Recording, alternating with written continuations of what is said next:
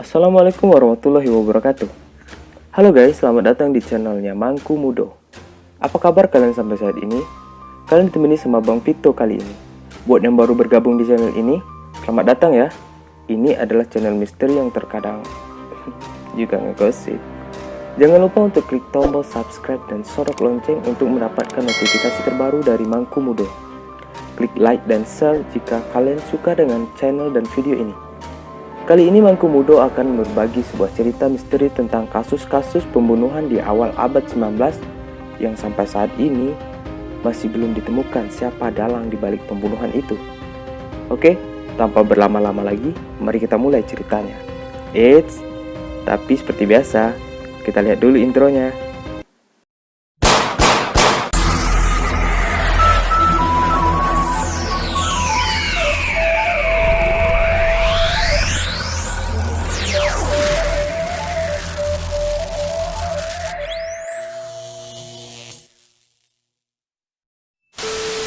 Apa jadinya jika di lingkungan kita didapati sebuah peristiwa pembunuhan yang ketika kasus itu ingin dipecahkan, para detektif ataupun penyelidik tak mampu untuk mengungkapkan siapa dalang di balik pembunuhan itu? Yang pastinya, tentunya keberadaan pembunuh tersebut akan sangat sulit untuk diketahui dan menjadi momok menakutkan dalam suatu kampung karena terornya yang tidak pernah dihentikan. Serem juga ya. Meskipun sebagian besar pembunuhan diselesaikan relatif cepat, namun ada beberapa kasus yang selamanya dikenal sebagai misteri karena berada di luar jangkauan pemerintah dan keluarga orang-orang yang mencari keadilan. Nah guys, berikut adalah kasus-kasus pembunuhan di awal abad 19 yang sampai saat ini masih belum terungkap dan orang-orang hanya bisa berteori mengenai teka-teki akan pembunuhan tersebut. Pria kapak New Orleans. Nih buat wanita hati-hati ya. Peristiwa ini terjadi pada malam hari tanggal 22 Mei 1918 di kota New Orleans, Amerika Serikat.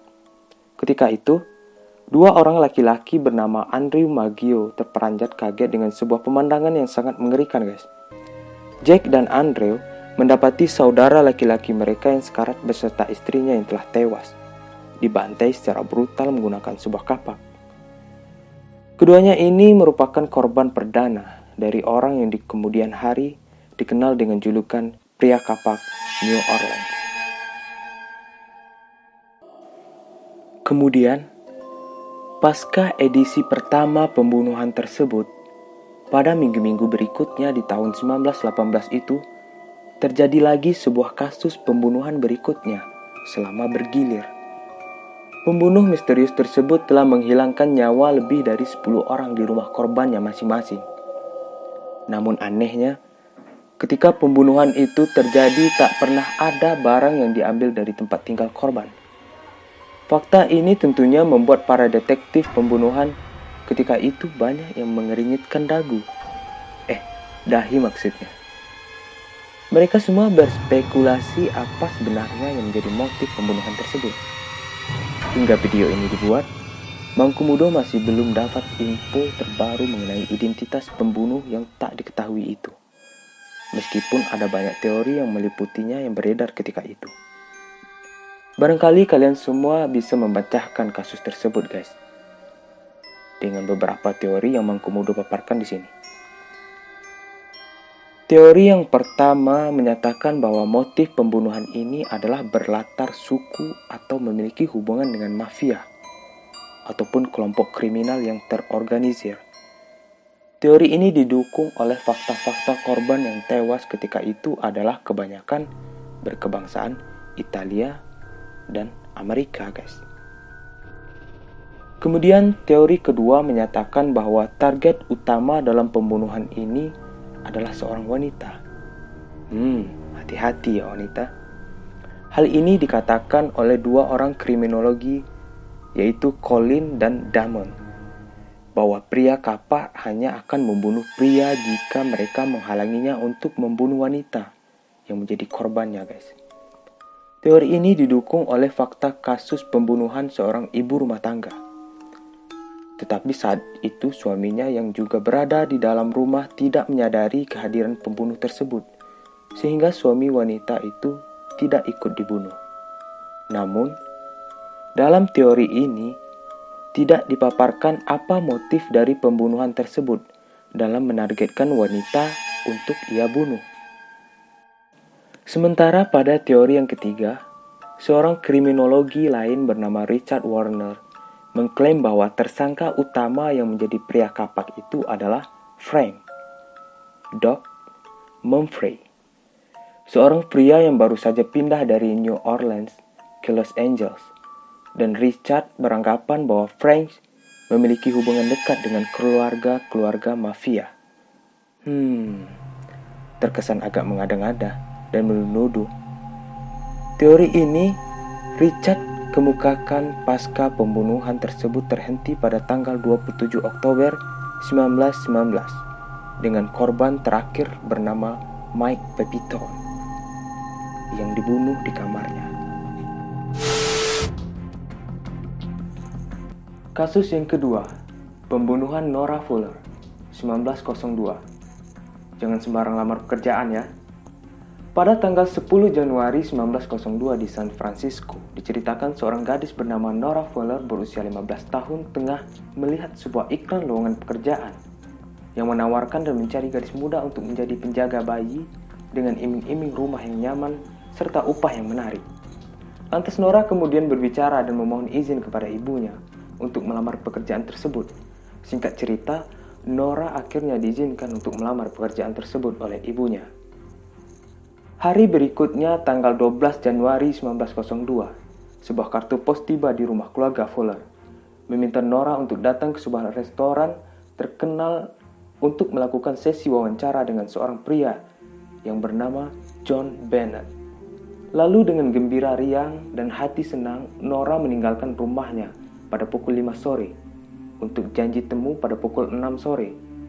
Beberapa jam kemudian, Nora menelpon rumah untuk mengatakan bahwa John Bennett telah menerima dan menginginkannya untuk bekerja secepatnya.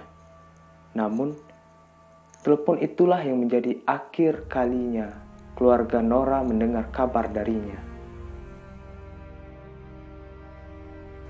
Nah guys, di awal tadi Mangkumudo telah menyebutkan bahwa Nora telah melakukan pertemuan dengan seorang yang bernama John Bennett. Namun cerita tersebut bukanlah sebuah fakta yang sebenarnya. Dengan kata lain, cerita itu hanyalah sebuah clue yang dikumpulkan oleh kepolisian dan kemudian digabungkan menjadi suatu kronologis cerita hilangnya Nora Fuller. Dikatakan bahwa peristiwa tersebut dilakukan oleh seorang pria yang bernama John Bennett. Hal itu adalah merupakan kesaksian dari seorang pegawai restoran tempat Nora melakukan janji temu. Pegawai itu mengatakan bahwa pada pukul 5 sebelum Nora tiba di restoran, datang seorang pria yang telah dikenal baik olehnya memberitahukan kepada para pegawai lainnya bahwa ia telah menunggu seorang gadis muda dan meminta mereka untuk mengarahkan gadis itu ke meja yang telah dipesannya. Ketika gadis itu tiba, kemudian pegawai itu melanjutkan, setelah John Bennett memesan meja tersebut, John menghilang begitu saja dari restoran. Itulah kesaksian yang diberikan oleh pegawai restoran tersebut. Hal itu adalah clue pertama bagi pihak kepolisian dan semua petunjuk mengarah pada pria tersebut adalah benar. John Bennett, pria misterius itu. Seorang pria yang membuat janji temu dengan Nora. Meskipun tidak diketahui apakah Nora benar-benar bertemu dengan John ataupun tidak ya guys. Clue kedua kemudian berlanjut yakni pada tanggal 16 Januari 1902, 5 hari setelah Nora meninggalkan rumahnya. Ketika ibunda Nora, Nyonya Fuller, menghubungi polisi untuk melaporkan hilangnya Nora. Setelah hampir 3 minggu pasca laporan itu, tubuh Nora kemudian ditemukan saat inspeksi rutin perusahaan di bangunan yang baru saja dikosongkan. Di sana polisi menemukan mayat Nora dalam keadaan telanjang, tergeletak di tempat tidur dalam sebuah rumah yang tidak memiliki perabotan lainnya. Hasil otopsi menunjukkan bahwa Nora dicekik hingga tewas dan kemudian dibunuh tak lama setelah ia meninggalkan rumahnya hampir 3 minggu sebelum penemuan mayat Nora. Nah, inilah clue keduanya guys. Mayat Nora ini ditemukan dalam sebuah bangunan kosong milik Mr. Howard, yang menurut keterangan dari Mr. Howard sendiri, bahwa bangunan tersebut telah ia sewa 2 bulan lebih dulu pasca laporan yang dibuat oleh keluarga Nora 3 minggu sebelum kejadian itu. Dari penyelidikan awal dalam 2 clue tersebut, polisi menyimpulkan bahwa Howard dan Bennett merupakan orang yang sama. Namun identitas dan keberadaan orang tersebut membingungkan karena ada 2 fakta nama orang yang berbeda sehingga pelaku dari pembunuhan itu hingga kini tidak pernah diketahui. Sangat cerdas sekali pembunuhannya ya guys. Nah bagaimana guys? Mungkin di antara kalian ada yang mampu memecahkan kasus tersebut. Silahkan beri komentar di kolom bawah guys. Tetapi jika menurut kalian kasus ini pantas untuk kita diskusikan bersama, silahkan like video ini sebanyak-banyaknya ya. Dan silahkan beri pendapat kasus mana yang akan kita diskusikan terlebih dahulu. Sekian pembahasan dari Mangkomodo kali ini. Sekali lagi klik subscribe, like, dan share jika kalian suka dengan channel dan video ini. Sampai ketemu lagi di video selanjutnya. Billahi taufiq wal hidayah. Wassalamualaikum warahmatullahi wabarakatuh.